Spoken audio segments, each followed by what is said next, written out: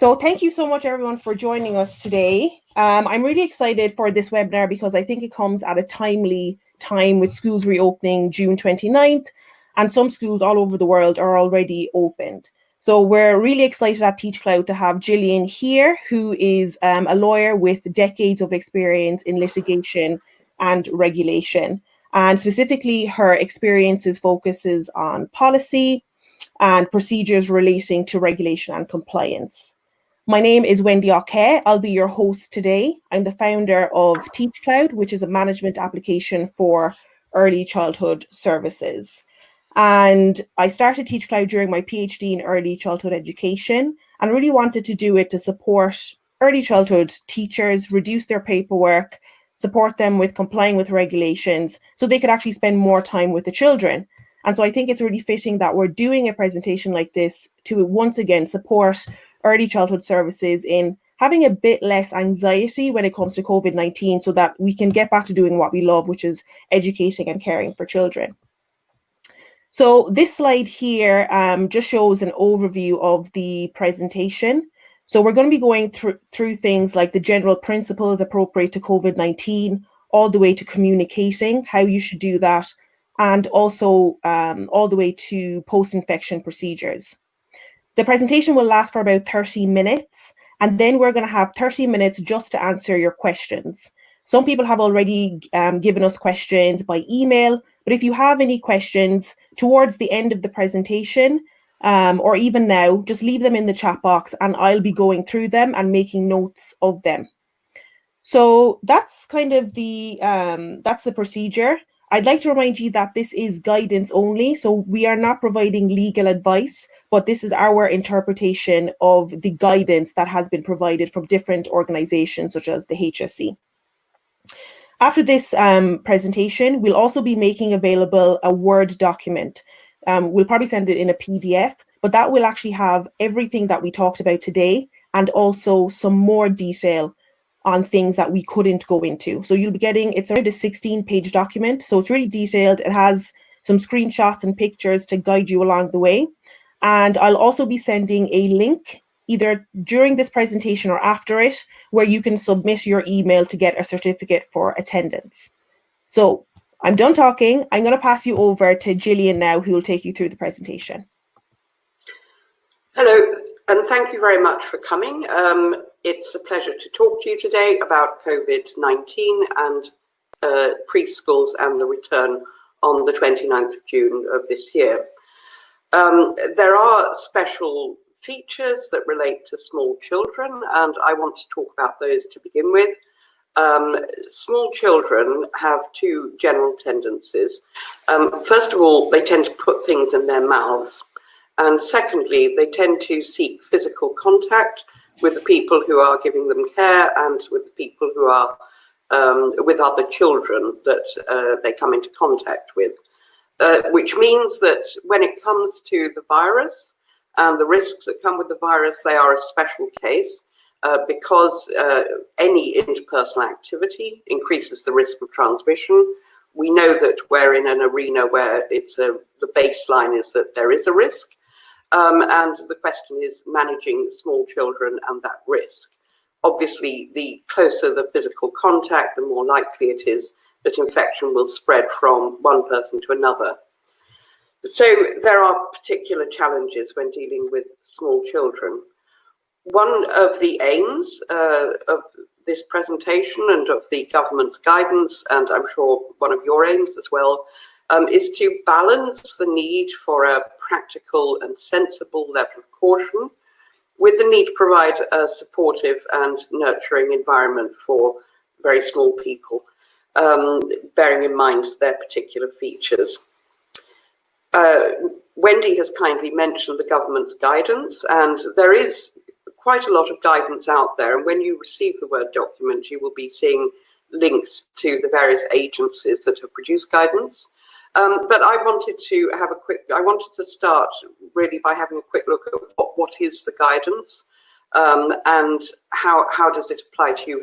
How should you use it? So I'm speaking to you policy writers out there, particularly. And I'm going to start off by saying I don't think that there has ever been a more critical case in my vast decades of practicing experience where guidance has been more important. We're all reliant on the government to guide us through a difficult situation. So guidance isn't legislation. So it's not something where it's mandatory that you have to comply with it. But on the other hand, it comes from the government and it supports the law, and therefore the normal position is that you should comply with guidance unless you can identify a good reason not to. This is a slightly exceptional case with COVID because there is this background uncertainty, and the government itself, when you come to look at the guidance, which is linked in the Word document, has given you, preschool professionals, quite a lot of discretion about how you implement its guidance. You will see over and over again the words where practical, where possible, to the extent possible, and also you will see at the bottom of the page a disclaimer by the government for its own guidance. So the government's not saying it's going to be legally responsible for its own guidance. So that's how you treat guidance, and I'm sure you're asking yourselves, is there anything that's going to help me, given the vast amount of discretion, the number of choices the government has given me in implementing that guidance? And there is help, and that comes from approaching the guidance with what's known as the precautionary principle. Now, the precautionary principle is, another word for it is a failsafe. So whenever you're looking at a situation where there are two options, one option might seem sensible, but it carries a measure of risk, and the other option might end up with you doing a bit more than you have to, but it carries no risk, then you default to the second option. You go for the no risk option. That is your safety net, and sometimes it's referred to as a fail-safe. So I'm going to give you an example directly from the government's COVID guidance for preschool. And the government has said in relation to pods, to the greatest extent possible, children and adults should be either cared for or give care within the same pod. So there you have it, to the greatest extent possible. That's the bandwidth they've given you, if you like. It's then up to you to make arrangements for how that care is given. But you should always, at present, give that care bearing in mind the precautionary principle. Give yourself a safety net, go for the low risk or no risk option at every point. So I'm going to give you another example again from the guidance.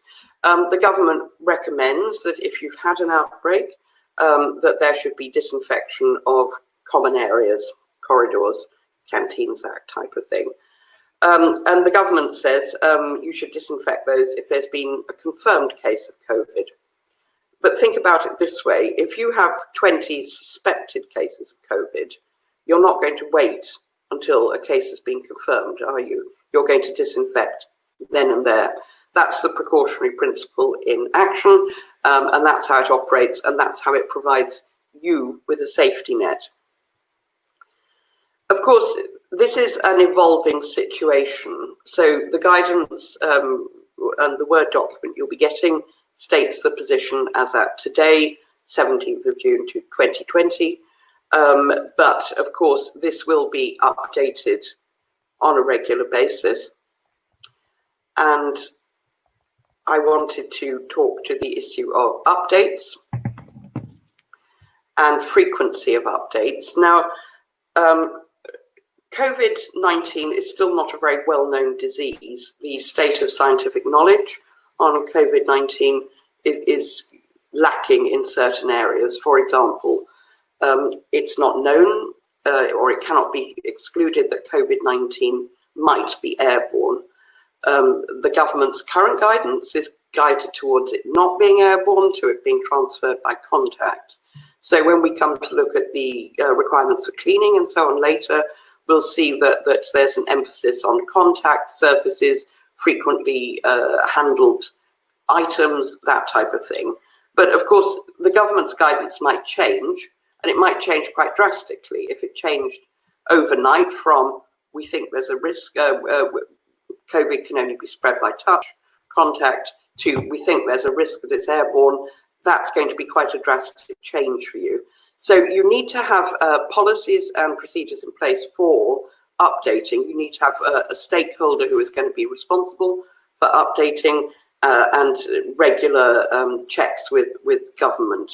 And if you click into some of the links in the Word document, you'll see that the government itself will tell you when they last updated. But it is something you need to be aware of, and it's something you need to keep on top of. Yeah, so that's a great point. And I just want to just stop for a second and just make sure that everyone can still hear.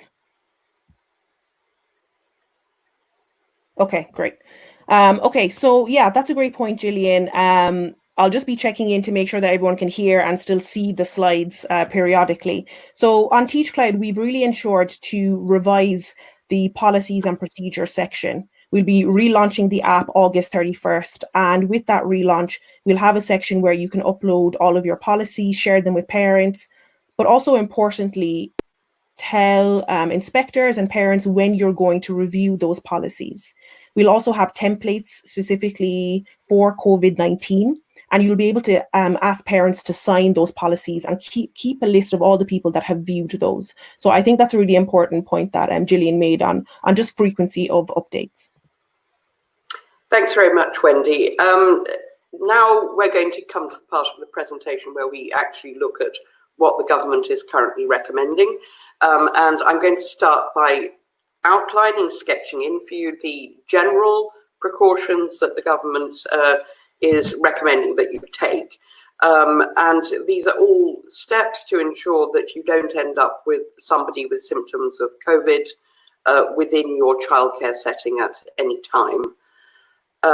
So in general, what the government is saying is you're limiting the numbers entering to those who are absolutely necessary, those who actually have to be in the building, and you're setting up and maintaining registers of people who are entering the childcare setting so that in the unfortunate event of an outbreak, this will assist contact tracing. It's also going to assist you with keeping on top of who is in the building and what they're doing. Within the setting, the government is saying, please take all practical precautions, again, all practical precautions, to reduce the chance of spread of the virus, just in case you have a person who is asymptomatic, not showing symptoms of COVID, but is nonetheless present. So they're advocating, and I'm sure you've heard this time and time again, hand hygiene, respiratory hygiene, cleaning, limiting contact between people, keeping small groups and keeping those groups as small as possible, and limiting the mixing of people between different groups. So where does that take us? Let's think about the school itself. Don't have a fit when you see this slide. I'm not saying that the school should be a sealed unit, but what I'm saying is that the government is asking you to visualize, if you like, your physical settings, the school and the school estate, as a unit, as something that is potentially capable of being sealed. And what they're saying is that children obviously have to be present, teachers, professionals have to be present as well, but other parties, parents, for example, maintenance people, should only be there if it's absolutely, absolutely essential. So if you have a workman who's coming to, I don't know, unblock a sink or something like that, he has to be there or she has to be there, but you ought to be asking them to come outside of operational hours. And again, you need a register of why that person was on the premises, that person was on the premises at the time. Now, all of this is underpinned, obviously, by risk assessment, by planning, and by training. And this is where we come into the necessary part of the guidance. The HSA says it is necessary that you have a COVID response plan, that you have an infection policy, that they're updated, that there is a risk assessment carried out prior to return to work, that all staff who are coming in have to complete a pre-return to work form at least 3 days beforehand, that there's induction training for staff, hand hygiene training for staff. Staff have to comply with employers' temperature testing requirements. There needs to be a risk assessment of staff who fall within vulnerable groups, and I know from some of the questions I've seen that that is a concern. The HSA, and again the links are in the Word document, the HSA has provided a very helpful set of checklists for employers and for workers' representatives, which will help you put together these plans that they require, the COVID plan, the infection policy, the risk assessment, and so on. So you're invited to make full use of that. It's very helpful. On top of that, and again, this is what the government is saying, is you must review all your relevant policies. Now, obviously, if you have an infection policy, an outbreak policy, they're going to be the headline policies you review. But you may be looking at other policies which relate to trying to minimize or eliminate the risk of transmission so far as possible. Now, this is the HSA's graphic, and yeah, I'm not. It's not there as a substitute for you going onto the HSA website, but it is a particularly helpful graphic for the COVID response plan. Just bear with me a moment. So you'll see there are the 4 steps. There's read, sign and display your policy, identify the persons responsible for implementing your policy, fill out the employer information, and use the government checklists to plan your response. But critical to all of this is effective communication and consultation. So this is the hub. You have to speak to parents, you have to speak to stakeholders, you have to speak to staff, and you have to receive their feedback. So it's not just one-way communication, it goes both ways. And it is an absolute central plank of any COVID response plan. Yeah, I think that's a really good point as well. And we've done the same thing on TeachKloud to enable a risk assessment / checklist feature where schools are able to create their own cleaning and disinfectant schedules, risk assessment and temperature logs. So whether it's COVID-19 related or if it's just your usual cleaning sheet routine, you're able to have that in one place and share it with staff and enable the responsible person to sign that as well. Thank you very much, Wendy. It's given that communication is crucial, it's a very useful app to have.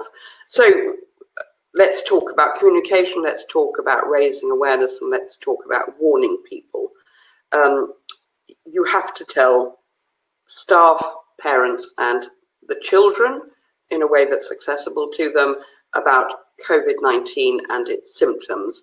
Now, we don't have time to go into COVID-19 as a disease in the course of this webinar, but we've put the government advice in the Word document that you'll be getting. You can communicate with posters, you can communicate with other messaging, especially virtual messaging. Ill staff should be advised not to attend and to self-isolate and follow the guidance from the HSE. People should not be present if a child is unwell. I beg your pardon, parents should not be presenting their children if their children are unwell, and in particular if they're showing symptoms of viral respiratory disease or inflammation, infection. On top of that, you should be advising your staff with the symptoms to inform their managers as fast as possible and to follow the HSE guidance. And you need to promote good hand and respiratory hygiene and display posters that are adapted for very small children. You're the experts, warning them about this. Yeah, and I don't want to keep interrupting Gillian's great presentation, but the communication is just a really important piece. And when we were working with the early childhood services that use TeachKloud, instant messaging between teachers was very important, but also instant messaging between parents and teachers. So we've enabled this feature when we relaunch August 31st to help you maintain social distancing. So rather than having to leave the room or try and find an email, you're able to just go on the app and send the message to either the teacher or the parent. And then the manager or the owner of the service is also able to send site-wide notification if there is an outbreak or if there is something really important that needs to go out to all the teachers and the parents. So, you know, whatever method you use, as Gillian said, communication is really important during these uncertain times. The other thing as well that we've integrated for the launch August 31st is the child registration forms. So actually being able to enroll children in your service without having to, you know, ask for paper forms or maybe chase parents for signatures. The parents are able to log into their own TeachKloud parent app, fill in the enrollment details. They're even able to upload pictures of people who are allowed to collect the child and when they're allowed to collect those children. Thank you very much, Wendy, and that very helpfully leads us on to the question of access points, which I do want to speak to because it's a very important part of the government strategy. And if you look at that picture that you're seeing right now, you can see why. There is the doorway, it's narrow, so it's going to create a crush of people. There's the door handle, and there is the child with her hand on the door. So access and exit points are generally a problem, and that's why the government has talked about them in its guidance. So at the beginning and the end of the day, you have pick up and drop off, and these should be arranged so that the parents or whoever's bringing the child or picking the child up maintains the right social distance, 2 meters from each other, and also from the professionals, the people providing childcare. And the government talks about strategies such as a pre-agreed staggered time for dropping off, particularly if the weather's bad. So what I mean by that is that you can invite the parents to drop off at 8 for one group, 8:30 for the next group, 9 o'clock for the next group, and so on.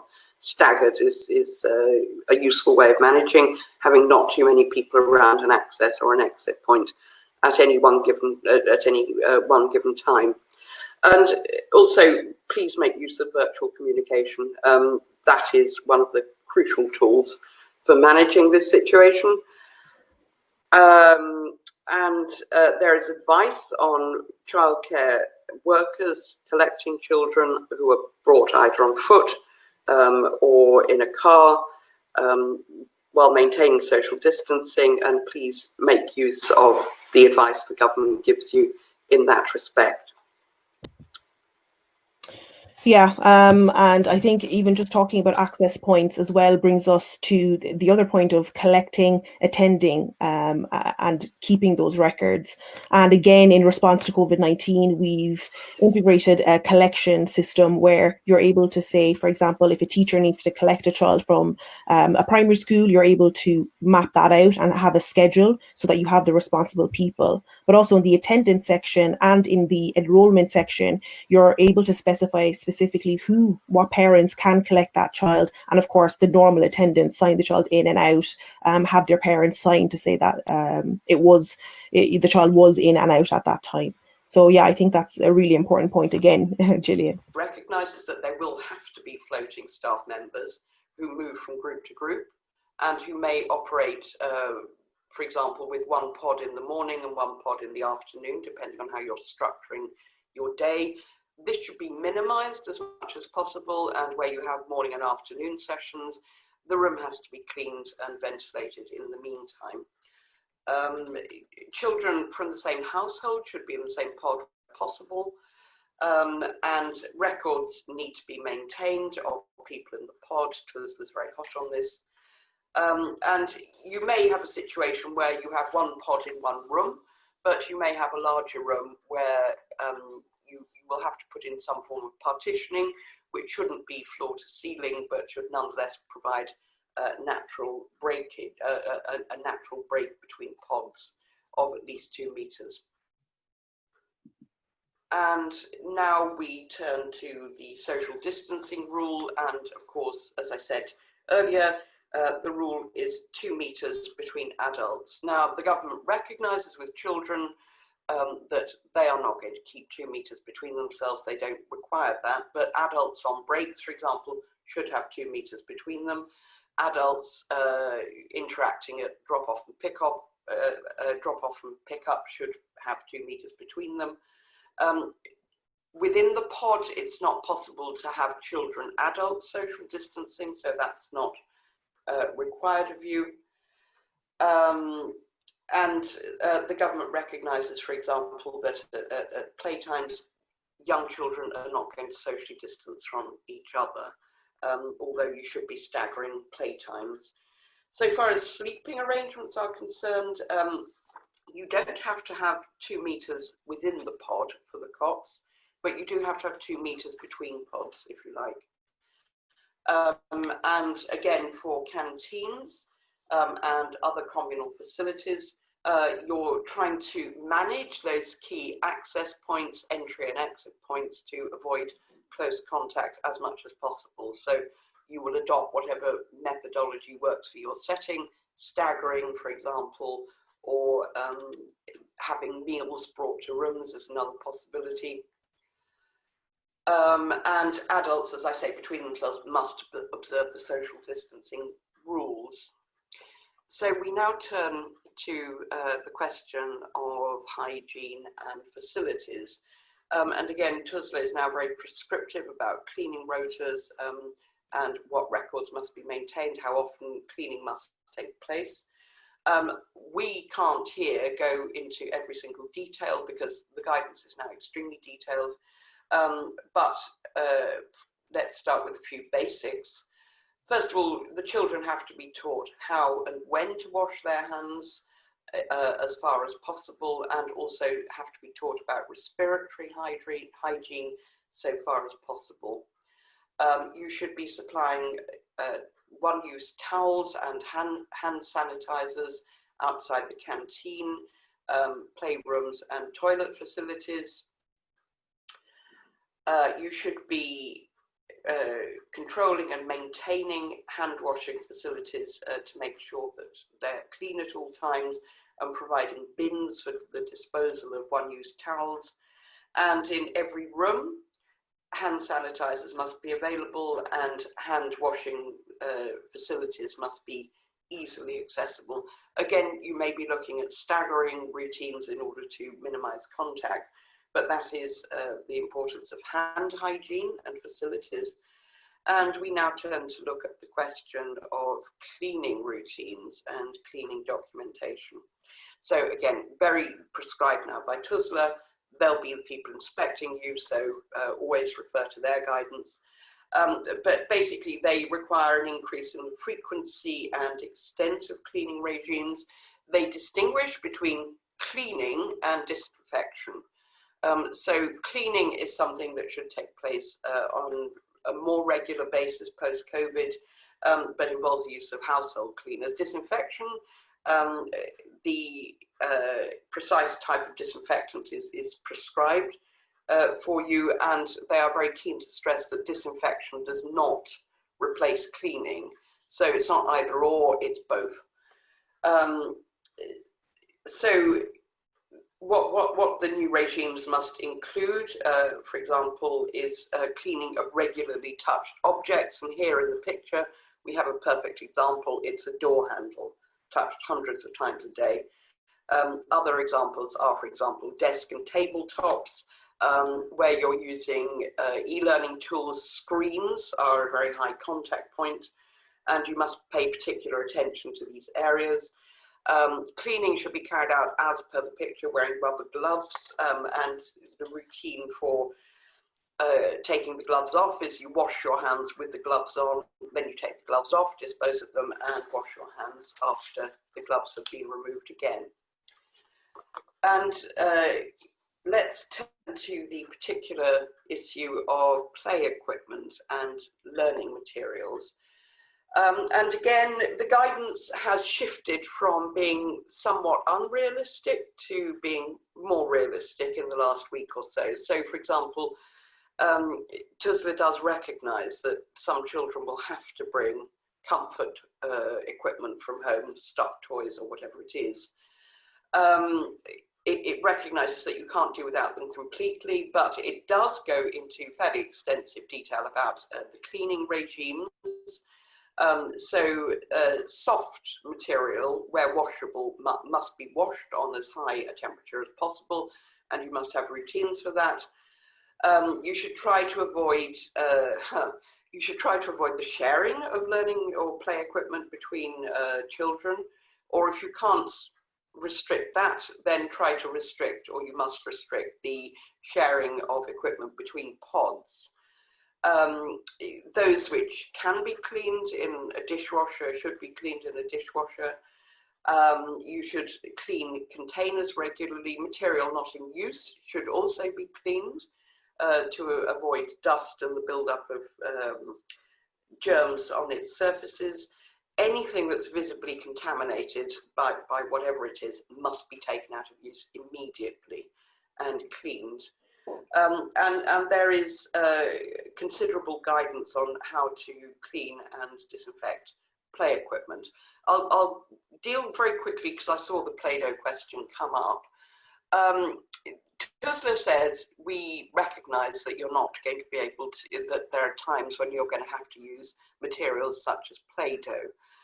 You have the discretion to use it, but you should only use it where you, in your professional judgment, deem it absolutely necessary, and you should not be sharing this equipment between pods at all.